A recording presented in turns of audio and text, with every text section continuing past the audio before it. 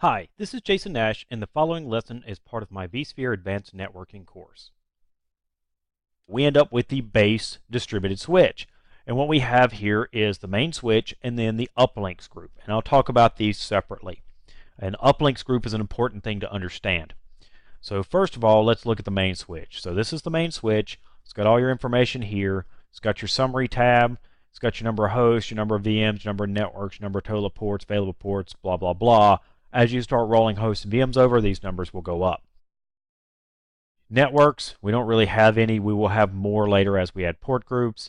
Ports, this is going to give you a list of all the ports and the ID numbers. So when you start adding VMs into this, it probably makes more sense if I show you this in a working switch. So here we can see I've got my 3 hosts rolled in. I've got 18 VMs, my networks. So here are all my networks, which equate to port groups. These are all my port groups. We'll talk about what port binding means here in just a bit, what we're tagging VLAN numbers, what were number of VMs connected, number of ports used if alarms are enabled. Ports tab, this is kind of important. It'll be more important later when we talk about port mirroring and NetFlow. But when you plug a VM into a vSwitch or a VM's NIC into a vSwitch, as a VM may have multiple NICs, it gets assigned a port ID on the distributed switch. So Media XP here was assigned port number 11. His buddy, Media SAB, was 10, Domain Controller was 1, View Connection Server 0. And it's just kind of randomness. So down here's another group of them. I'm sure there's an algorithm. I don't know what it is. But it goes all the way down to 651 for right now. So if you never need to do a manual lookup, if you're doing any troubleshooting, or again, we'll talk about this with port mirroring and NetFlow because it references these port IDs, and you want to know what is port 11 because it's sending a whole lot of traffic, come in here, look at port 11. You can look at the VM, the MAC, the direct, if you're using VM direct path for pass through, and if the link's up and which VLAN and all that. So it's all there. Resource allocation, this is where you configure network I/O control. We'll talk about this again in the traffic shaping lesson. Configuration, this is a GUI showing my current configuration. You will also see this for each host in the network section that we'll look at here in a little bit. But it shows my port groups are on the left and anything like VMs that I've got plugged into them.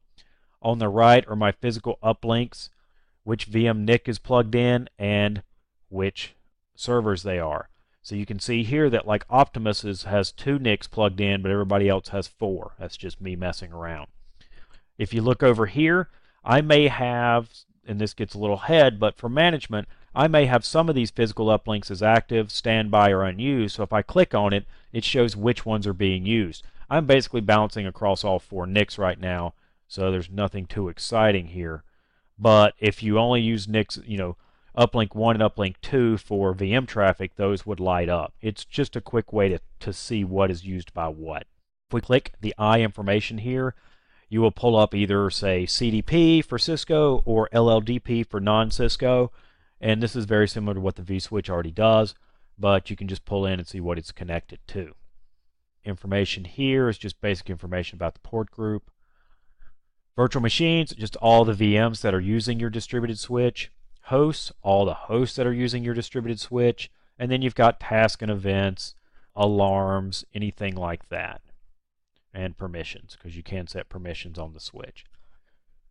Now, jumping back over, let's take a look at what our settings are. So summary tab, we can do edit settings, or again, I'm right click heavy, edit settings.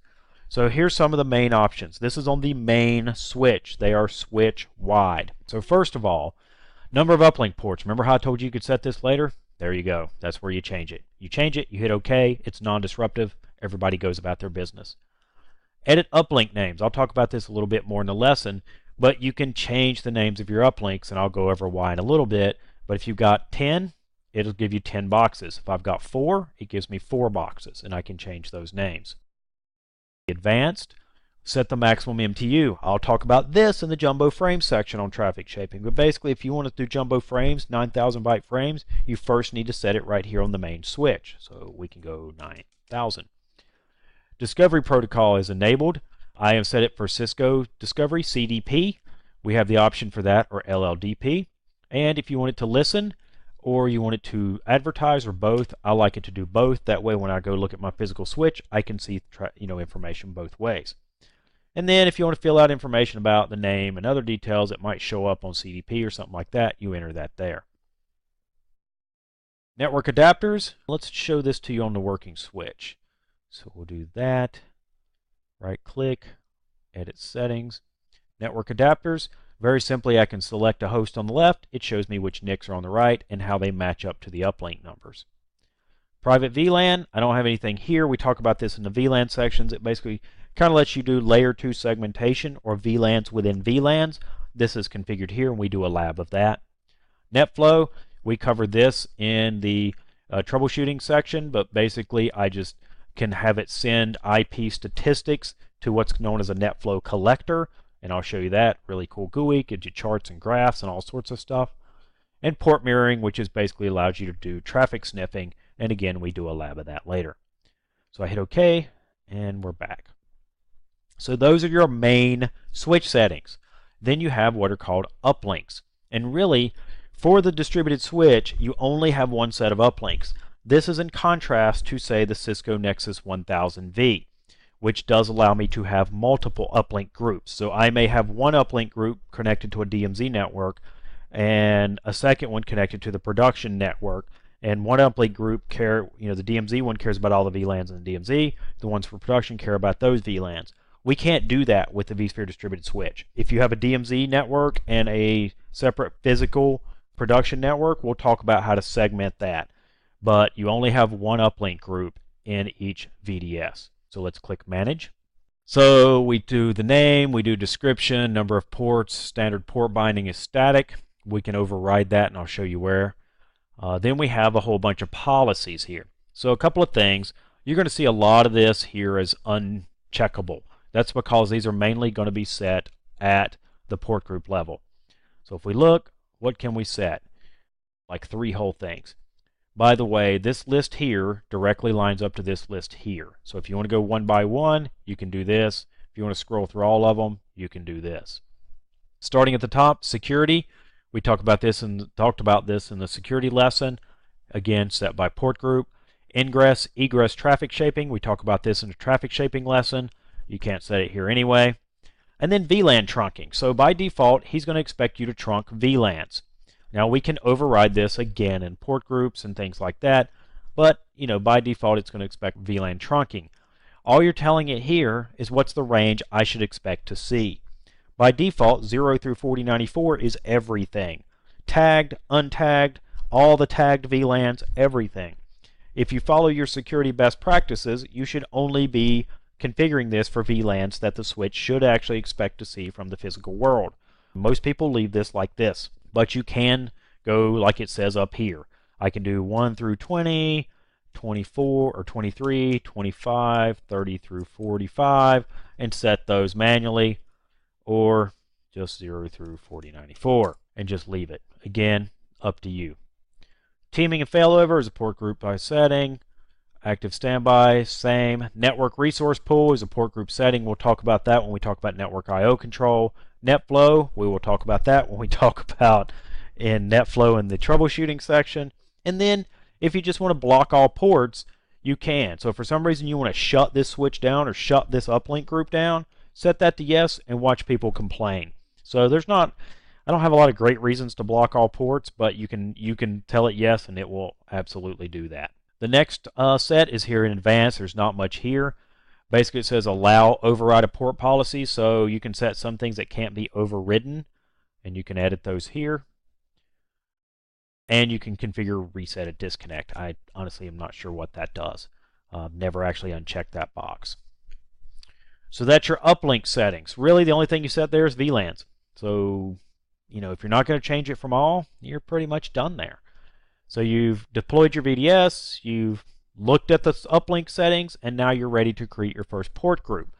So you can do a couple of things. You can hit new port group or right click. I'll change it up and say new port group. And we start walking through the port group configuration wizard. So the first thing you want to do is set a name. I like descriptive names. I don't have much of an imagination, so often I will do things like, well, this is the vMotion network and it's on VLAN 110. Completely up to you as to what you name it. What I put here doesn't mean anything. You can put whatever you want. Number of ports. Remember we talked about a minute ago that when you plug in a VM's NIC or you plug in, say, a VM kernel or something like that, and you attach it to one of these port groups, it uses a port. So you're going to want to make sure and set this number to something reasonable. vMotion's probably 1 port per server, so I could do 5 and be okay. If this was production VM traffic, and I had, a bunch of VMs, and this VLAN had a /24 network, I may want to put 256 here. Just don't go crazy. Don't set it to some wacky number like 1024 when all you've got is a class, or a /24 network. You're going to use ports, and you may actually run into that 30,000 limit. So be intelligent about how you do it. Since it's vMotion, I'm going to do 10. And then VLAN type. Talked about this in the VLAN section, but it hits home here. You got none, which means untagged. VLAN, which means as a frame leaves this distributed switch, it's going to stick a tag onto it for the VLAN number, and the physical uplink switch is expecting these frames to be tagged. So for this, I would do 110, like I put up here in my description. You've also got VLAN trunking. So if I actually want to trunk a set of VLANs up to my VMs are expecting to see tagged VLAN of frames, and they have that special, guest tagging driver installed. You can do that. Or private VLAN. And it's going to say, hey man, private VLANs are not configured. Well, you're right, I haven't configured them. You have to configure those at the main switch, as we saw at the main DVS configuration first, and then you set the options here. So for this, we're just going to do VLAN. This is probably by far the most common setting you'll use, and 110. And you're done. So it's going to finish up, it'll build it, and you're finished. Now we want to set some settings here, so let's go to Manage. And there's a couple things. You can do a description. This is my vMotion port group. Number of ports and port binding type. And I'm going to talk about this in a minute, but this is where you set it either static, dynamic, or ephemeral. And it has to do with how it assigns those port numbers that we just talked about.